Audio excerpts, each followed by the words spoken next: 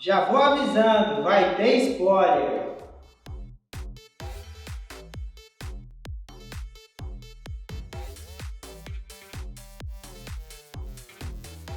Sejam todos muito bem-vindos às minhas redes sociais. Me chamo Glauco e o que eu vou falar hoje aqui no meu canal? Eu vou falar sobre o filme Megan.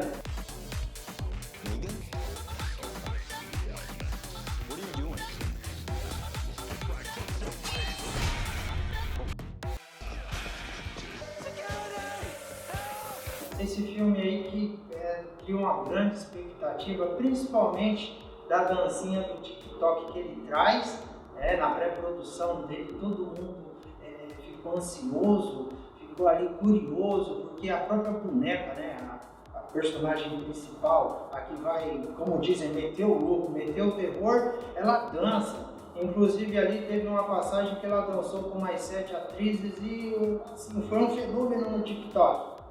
E o que esse filme traz que me chamou a atenção no aspecto jurídico? Bom, primeiro, para falar sobre esse filme, eu vou trazer um pouquinho da história dele, que é ali de uma situação em que tem ali a Katie, ela está com seus pais, e os seus pais estão dirigindo ali numa estrada e de repente começam a discutir, o carro para no meio da via devido à neve, começa uma pequena discussão, vem um caminhão e cabum! Os dois morrem e a Kelly vai morar com a sua tia nerd, sua tia workaholic, e quem não sabe o que é workaholic é alguém viciado no trabalho. Ela, além de ser um workaholic, ela é um work lover. São palavras bonitas e efeminadas para dizer que é a definição de alguém que trabalha demais e não para nada. Portanto, ela vem do berço da programação do TI, além da mecatrônica. Assim, ela já vinha trabalhando num projeto de um bichinho muito feio, um bichinho virtual, e que na verdade ela estava cansada de trabalhar nesse projeto. E o CEO da empresa, a empresa Funk, ele queria resultados e ali ela demonstra que não estava mais a fim de continuar nesse projeto, ela queria algo novo. E ela então desenvolve a Megan. Ela desenvolve uma boneca quase indestrutível com a programação IA dentro dela praticamente sem limites. Fica aqui a discussão, porque a inteligência artificial consegue, em tese, superar a capacidade humana no aprendizado. Isso não é da teoria, viu, gente? Justamente porque a gente tem a nossa limitação biológica, coisa que isso tudo no campo da teoria, a inteligência artificial não tem. Portanto, ela desenvolve uma boneca com essa peculiaridade.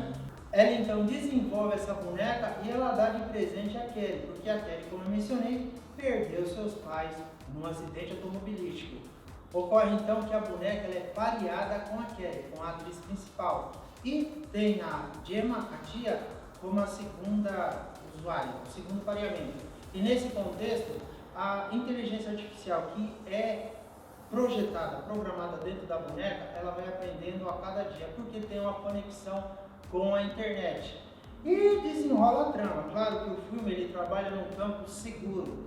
Quem for ver esse filme e achar que tem cenas sanguinolentas, um terror violento ou grande susto, não tem. É um filme que trabalha no campo seguro, porque ali é justamente voltado para os pré-adolescentes, principalmente. A proposta fílmica é justamente essa. E eu chamo a atenção aqui em mais um aspecto, que o pessoal comentou, não, esse filme aqui ele será lançado porque vão apostar, não terá um grande público, coisa do gênero.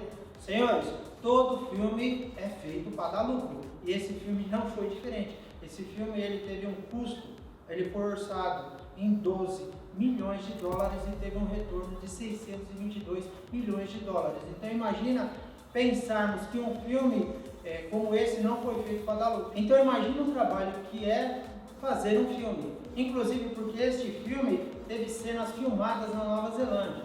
Então imaginemos mais uma vez toda a equipe de filmagem, inclusive as crianças que trabalham nesse filme, ir para a Nova Zelândia e fazer a gravação lá e depois voltar. Claro, teve sim um custo e isso deve ser considerado uma produção fílmica. Eu não vou imaginar que um filme é feito para não ter lucro. Observações à parte.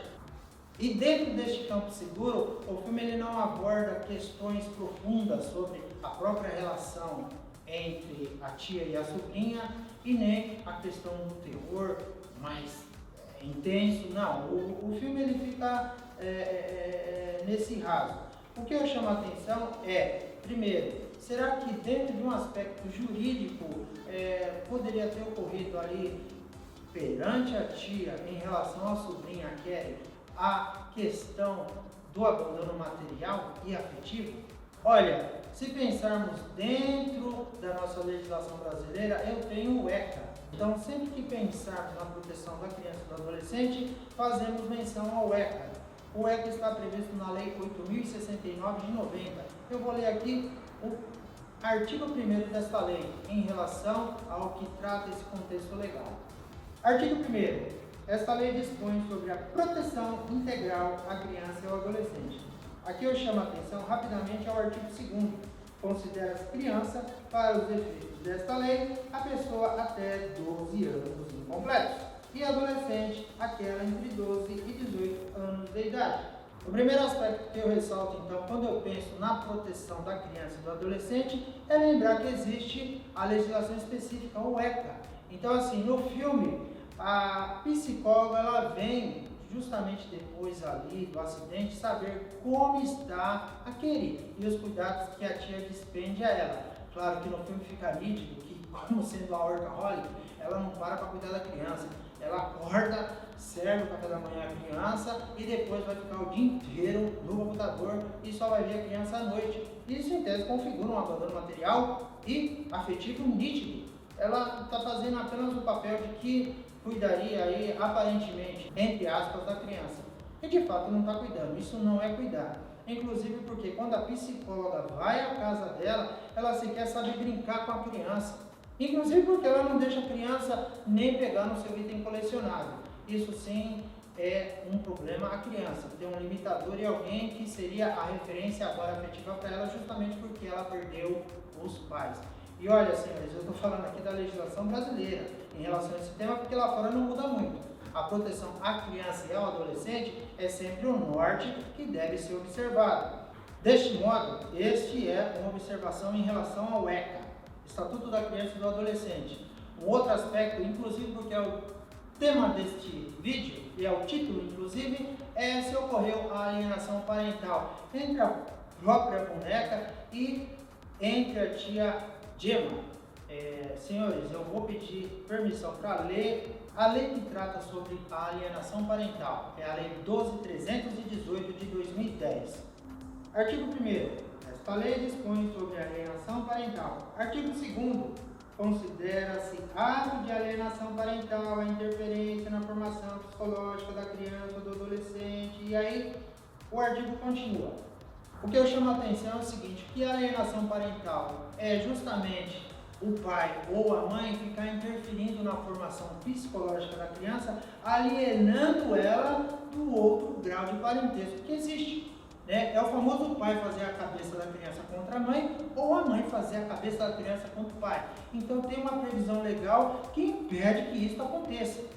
A minha indagação, inclusive, instigação aqui, a crítica, é se a boneca poderia fazer, e como no filme, em tese ali, eu percebo que faz alienação parental, porque o excesso de proteção causa também alienação parental, porque ela esquece de tudo ao seu redor e esquece também das relações interpessoais. E como no filme foi feita a observação, a psicóloga vê e chama a atenção que o excesso de contato com essa boneca, com essa inteligência artificial, começa a fazer com que aquele esquece e até vem aí a ser grossa com a sua tia.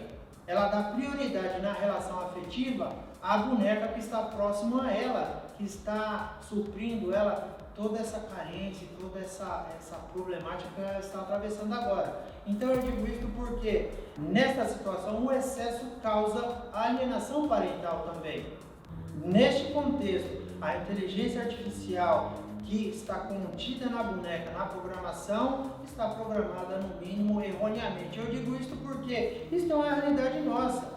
Todo mundo hoje está falando sobre o chat GPT, o Google aí lançando novas ferramentas. isso vai ser uma realidade para nós daqui 10, 20 anos.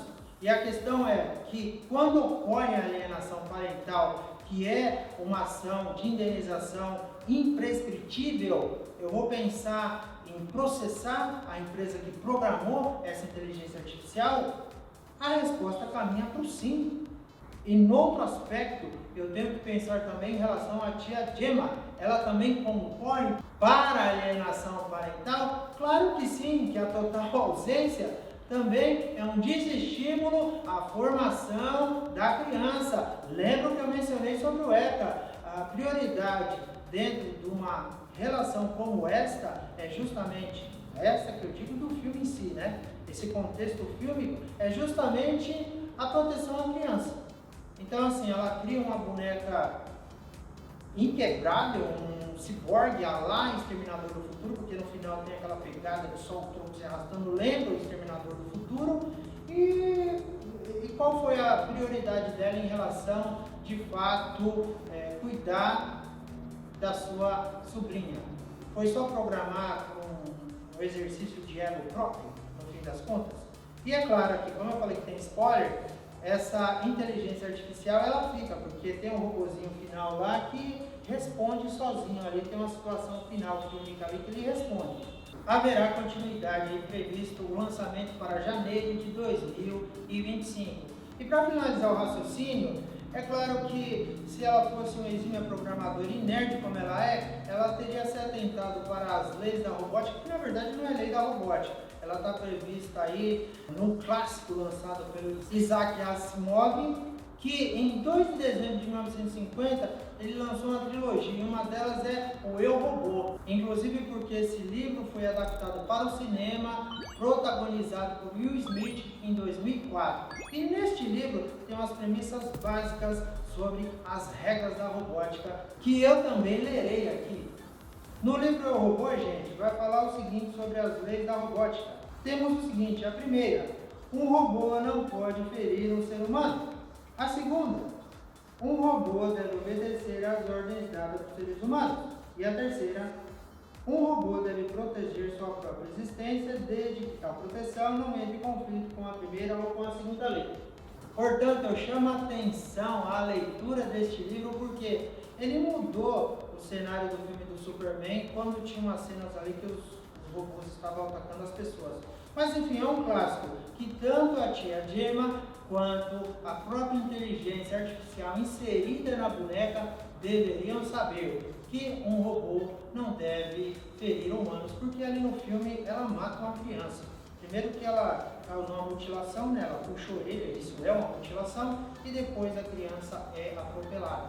Claro que também no filme ela mata o cachorro, mata ali, intoxicada, a própria senhora vizinha, com um jato de pesticida. Então, mas é como eu falei, são cenas dentro de um conceito de terror extremamente rasas. Ah, claro, este livro Eu, Robô segue na descrição nos comentários, também disponível no site da Amazon para quem queira sua aquisição. Assim, eu agradeço quem me acompanhou até o final deste vídeo. Possivelmente eu pense em falar sobre alienação parental, um tema e um vídeo específico sobre o assunto. Nos veremos no próximo tema em análise, estudo e debate. Um abraço e até lá!